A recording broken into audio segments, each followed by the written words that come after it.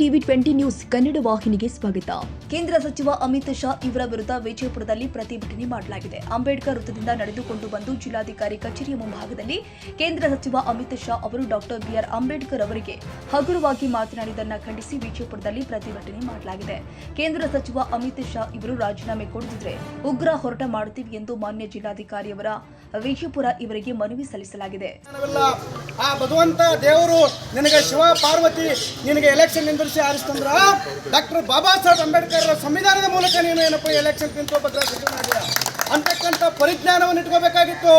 ಯಾಕಂದ್ರೆ ಇಂಥ ಒಂದು ಕುತಂತ್ರಿಗೇಡಿಗಳು ಈ ದೇಶದಲ್ಲಿ, ಇಂಥ ಒಂದು ಮನುವಾದಿಗಳು ಈ ದೇಶದಲ್ಲಿ ಇದ್ದಾರೆ. ಅದಕ್ಕೆ ಅವನು ಪ್ರಾಮಾಣಿಕವಾಗಿ ತನ್ನಲ್ಲಿ ಇರ್ತಕ್ಕಂಥ ಒಂದು ಕೌರತ್ವವನ್ನು ಈ ಒಂದು ಸಂಸತ್ನಲ್ಲಿ ತನ್ನ ಬಾಯಿಯ ಮೂಲಕ ವ್ಯಕ್ತಪಡಿಸಿದ್ದಾನೆ. ಇದು ಎಲೆಮರೆಕಾಯಿಯಂತೆ ಹಲವು ಒಂದು ಏನಪ್ಪ ಅಂತಂದ್ರೆ ಇಂಥ ಒಂದು ಕುತಂತ್ರಿಗೇಡಿಗಳು ಈ ದೇಶದಲ್ಲಿದ್ದಾರೆ. ಡಾಕ್ಟರ್ ಬಾಬಾ ಸಾಹೇಬ್ ಅಂಬೇಡ್ಕರ್ ಅವರು ಈ ದೇಶದಲ್ಲಿ ಜನಿಸಲಿದ್ದಾರೆ. ನಮ್ಮ ದೇಶನೂ ಕೂಡ ಸರ್ವಾಧಿಕಾರತ್ವದ ಮೂಲಕ ಏನಪ್ಪ ಅಂತಂದ್ರೆ ಇರ್ತಿತ್ತು.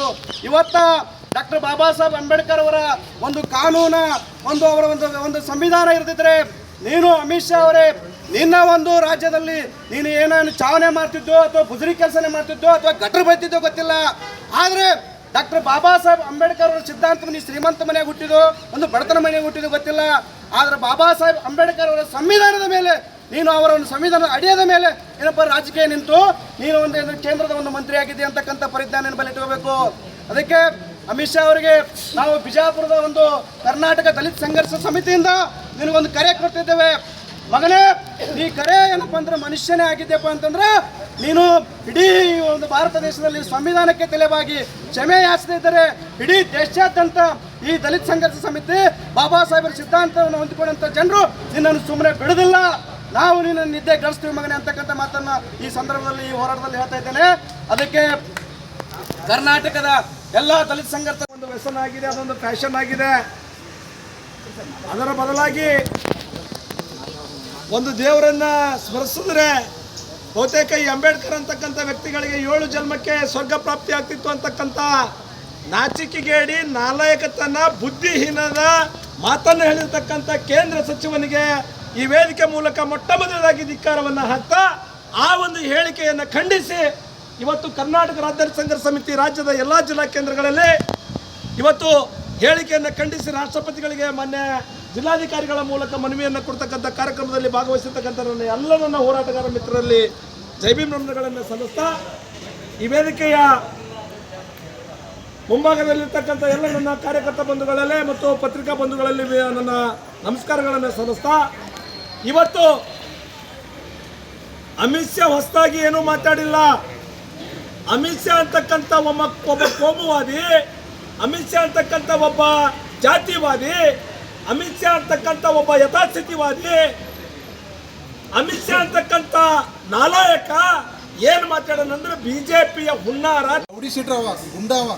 ಆ ಗುಂಡ ಒಂದು ಹೊರಗೆ ಬರಬೇಕಾದ್ರೆ ಒಂದು ಭಾರತೀಯ ಒಂದು ಸಂವಿಧಾನ ಚೌಕಟ್ಟಡಿಯಲ್ಲಿ ಹೊರಗೆ ಅಂಥವ ಇವತ್ತು ದಿವಸ ಬಾಬಾ ಸಾಹೇಬ್ ಬಗ್ಗೆ ಅಂಬೇಡ್ಕರ್ ಇದೇನು ಒಂದು ಪ್ಯಾಷನ್ ಅನ್ನೋ ಒಂದು ವಿಚಾರ ಅನ್ಕೊಂಡಿದ್ದಲ್ಲ, ಅದು ನಿಜವಾಗಿ ಒಬ್ಬ ದೇಶದ್ರೋಹಿ.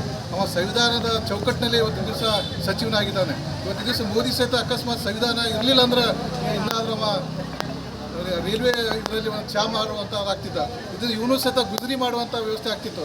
ಈ ಸಂವಿಧಾನ ಚೌಕಟ್ಟಿನಲ್ಲಿ ಇಡೀ ಭಾರತ ಅಲ್ಲ ಇಡೀ ಪ್ರಪಂಚನೇ ಹೇಳ್ತೈತಿ ಸಂವಿಧಾನ ಇದ್ರೇ ಇವತ್ತು ನಮ್ಮ ದೇಶ ಮುಂದುವರಿತೈತಿ. ದೇಶದ ಎಲ್ಲರೂ ಪ್ರತಿಯೊಬ್ಬರು ಕಟ್ಟ ಕಡೆ ವ್ಯಕ್ತಿಗೂ ಸಹಿತ ನ್ಯಾಯ ಸಿಗ್ತೈತೆ ಅನ್ನೋದು ಭಾರತೀಯ ಸಂವಿಧಾನ ಅಂದ್ಕೊಂಡು ಗೊತ್ತಿದ್ರು ಇವತ್ತಿನ ದಿವಸ ವಿಶೇಷವಾಗಿ ಒಬ್ಬ ಬಾಬಾ ಸಾಹೇಬರು ದಲಿತ ಅನ್ನೋ ಒಂದು ವಿಚಾರ ಇಟ್ಕೊಂಡು ಅದಕ್ಕೆ ಅವ ದೇಶದ್ರೋಹಿ ಏನಲ್ಲ ಬಾಬಾ ಸಾಹೇಬ್ ಬಗ್ಗೆ ವಿಚಾರ ಇದು ಮಾತಾಡೋದು ತಪ್ಪು. ಆಮೇಲೆ ಅಕಸ್ಮಾತ್ ಈ ಒಂದು ಇನ್ನೊಂದು ವಿಚಾರ ನೋಡ್ರಿ, ನಮ್ಮ ಕರ್ನಾಟಕ ರಾಜ್ಯದ ಮುಖ್ಯಮಂತ್ರಿ ಹೇಳ್ತಾರೆ ಅಕಸ್ಮಾತ್ ಬಾಬಾ ಸಾಹೇಬ್ರ ಸಂವಿಧಾನ ಇರಲಿಲ್ಲ ಅಂದ್ರೆ ನಾವೊಬ್ಬ ಕುರುಬ ಈ ಕುರುಬ ಇವತ್ತು ರಾಜ್ಯದ ಮುಖ್ಯಮಂತ್ರಿ ಆಗಬೇಕಾದ್ರೆ ಭಾರತೀಯ ಸಂವಿಧಾನ ಹೇಳ್ತಾರೆ. ಯಾಕಂದ್ರೆ ಇಲ್ಲಾಂದ್ರೆ ಸಂವಿಧಾನ ಇರಲಿಲ್ಲ ಅಂದ್ರೆ ನಾ ಕುರಿ ಕಾಯ್ತೇನೆ ಅನ್ನೋ ವಿಚಾರ ಇತ್ತು. ಅವತ್ತು ಮೋದಿ ಇರಲಿ ಅಕಸ್ಮಾತ್ ಸಂವಿಧಾನ ಇರ್ಲಿಕ್ಕಂದ್ರೆ ಚಾ ಮಾರುವಂಥ ವ್ಯವಸ್ಥೆ ಇತ್ತು. ಏನು ಅಮಿತ್ ಶಾ ಅದಲ್ಲ, ಆ ಗುಜರಿ ಮಾಡಬೇಕಾಗ್ತಿತ್ತು. ಎಲ್ಲ ಸಂವಿಧಾನ ಅಡಿಯಲ್ಲಿ ಇವತ್ತು ಎಲ್ಲ ಅಧಿಕಾರವನ್ನು ಇಟ್ಟುಕೊಂಡು ಇವತ್ತು ಬಾಬಾ ಸಾಹೇಬ್ರಿಗೆ ಒಂದು ಕ್ಷುಲ್ಲಕವಾಗಿ ಮಾತಾಡಿದಂಥ ಅವರು ಕೂಡಲೇ ಅವರು ರಾಜೀನಾಮೆ ಕೊಡಬೇಕು. ಅದ್ರ ಜೊತೆ ಮೊದಲು ಅವರ ನಮ್ಮ ದೇಶಾದ್ಯಂತ ಒಂದು ಕ್ಷಮೆಯನ್ನು ಕೇಳಬೇಕು. ಅಂದಾಗ ಮಾತ್ರ ಈ ಒಂದು ನಮಗೆ ಸಂವಿಧಾನ ಮತ್ತು ಬಾಬಾ ಸಾಹೇಬ್ ವಿಚಾರಗಳನ್ನು ಬೆಳೆಸಲಾಗ್ತೈತೆ. ನೋಡಿರಿ, ಬಾಬಾ ಸಾಹೇಬ್ ಒಂದು ವಿಚಾರ ಹೇಳ್ತಿದ್ರು, ಅದು ಎಲ್ಲರೂ ಗೊತ್ತಿದೆ. ನಾವು ಹೋದ ಮೇಲೆ ಮರಣ ಹೊಂದಿದೆ ಅಂತ ತಿಳಿಯಬೇಡ, ಎಲ್ಲಿವರೆಗೆ ಸಂವಿಧಾನ ಜೀವಂತವಾಗಿರ್ತದೆಯೋ ಅಲ್ಲಿವರೆಗೆ ಸಂವಿಧಾನ ನಿಮ್ಮ ಜೊತೆ ಇರ್ತೈತೆ ಅನ್ನೋ ಮಾತನ್ನು ಬಾಬಾ ಸಾಹೇಬ್ ಅಂಬೇಡ್ಕರ್ ಹೇಳ್ತಾರೆ. ಆ ಒಂದು ಕಾರಣಕ್ಕಾಗಿ ಈ ಸಂವಿಧಾನ ಅಡಿಯಲ್ಲಿ ಅವರಿಗೆ ವೇದಿಕೆ ಮೂಲಕ ನಾನು ಚಾಲೆಂಜ್ ಮಾಡ್ತಾ ಇದ್ದೀನಿ.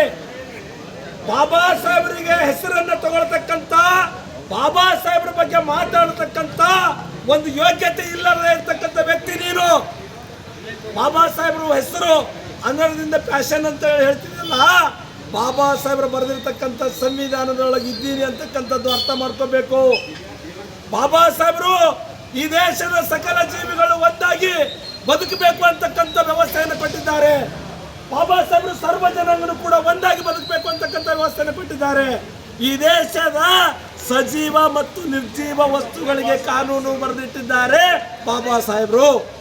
ಆ ಕಾರಣಕ್ಕಾಗಿ ಬಾಬಾ ಸಾಹೇಬ್ರು ಕೇವಲ ಒಂದು ದಿನ ನೆನೆಸೋದಲ್ಲ, ಪ್ರತಿ ಕ್ಷಣನೂ ಕೂಡ ನೆನೆಸ್ತೀವಿ. ಪ್ರತಿ ಕ್ಷಣ ಅಲ್ಲ, ಪ್ರತಿ ಉಸಿರಾಟದಲ್ಲೂ ಬಾಬಾ ಸಾಹೇಬರಿದ್ದಾರೆ. ಅದನ್ನು ಕೇಳಕ್ಕ ನೀನು ಯಾವನ್ನೋ ನಾಲಾಯಕ ಅಂತಕ್ಕಂಥ ಪ್ರಶ್ನೆ ಇವತ್ತು ಸಂಘಟನೆ ಮಾಡ್ತಾ ಇದೆ. ಬಾಬಾ ಸಾಹೇಬ್ರಂದ್ರೆ ನನ್ನ ಉಸಿರು.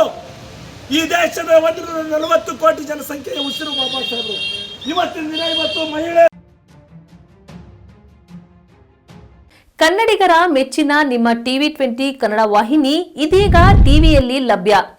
ಕರ್ನಾಟಕ ಮತ್ತು ದೇಶ ವಿದೇಶದ 360 ಡಿಗ್ರಿ ಸುದ್ದಿ ವಿವರವನ್ನ ಪಡೆಯುವುದಕ್ಕೆ TV20 ವಾಹಿನಿಯನ್ನು ಲೈಕ್ ಮಾಡಿ, ವಿಡಿಯೋಗಳನ್ನು ಶೇರ್ ಮಾಡಿ, ಕಮೆಂಟ್ ಮಾಡಿ, ಸಬ್ಸ್ಕ್ರೈಬ್ ಮಾಡಿ. HCN ಕೇಬಲ್ 842 ನಂಬರ್ನಲ್ಲಿ ಹುಕ್ಕೇರಿ ತಾಲೂಕು ಹಾಗೂ ಸಂಕೇಶ್ವರದ ಸುತ್ತಮುತ್ತಲಿನ ಹಳ್ಳಿಗಳಲ್ಲಿ ಲಭ್ಯ. PCN ಕೇಬಲ್ 129 ನಂಬರ್ನಲ್ಲಿ ಹಾರುಗೆರೆ ಸುತ್ತಮುತ್ತಲಿನ ಹಳ್ಳಿಗಳಲ್ಲಿ ಲಭ್ಯ. ರಾಯಬಾಗ್ ಡಿಜಿಟಲ್ ಚಾನೆಲ್ ಕೇಬಲ್ 80ನೇ ನಂಬರ್ನಲ್ಲಿ ರಾಯಬಾಗ ತಾಲೂಕಿನ ಸುತ್ತಮುತ್ತಲಿನ ಹಳ್ಳಿಗಳಲ್ಲಿ ಲಭ್ಯ. UDCN ಕೇಬಲ್ ನೆಟ್ವರ್ಕ್ ಉಗಾರ ಸುತ್ತಮುತ್ತಲಿನ ಹಳ್ಳಿಗಳಲ್ಲಿ ನಿಮ್ಮ TV20 ಕನ್ನಡ ವಾಹಿನಿಯೂ ಲಭ್ಯ.